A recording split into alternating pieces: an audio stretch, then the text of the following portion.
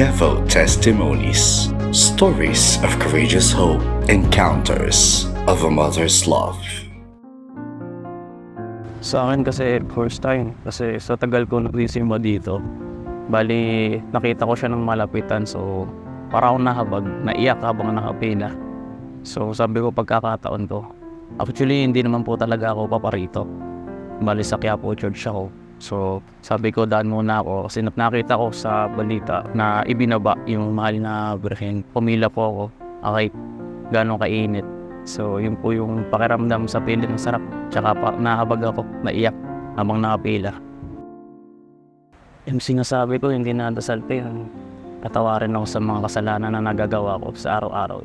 So yung hiling naman, gabayan lang ako sa araw-araw. Yun po yung tumatakbo sa isip ko habang nakapila ako. Patawarin niya ako.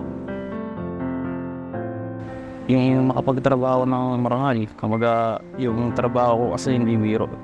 So ngayon, yung hiniling ko talaga. So, nasa HTI po, bali production operator, bali 11 years. Sa gabay na rin po, ng mahal na ina.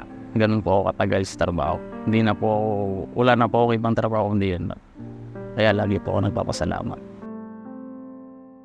So, huwag po sumuko. Hindi naman po sana. Dasal lang po talaga. Hindi naman po lahat pag sinabing nagdasal kayo ngayon, makukuha nyo agad. So yung panalangin ko talaga, yung devotion sa mahal na ina. Yun po yung the best way. Hindi po yung nagdasal kayo ng kinabukasan, ayun yan na.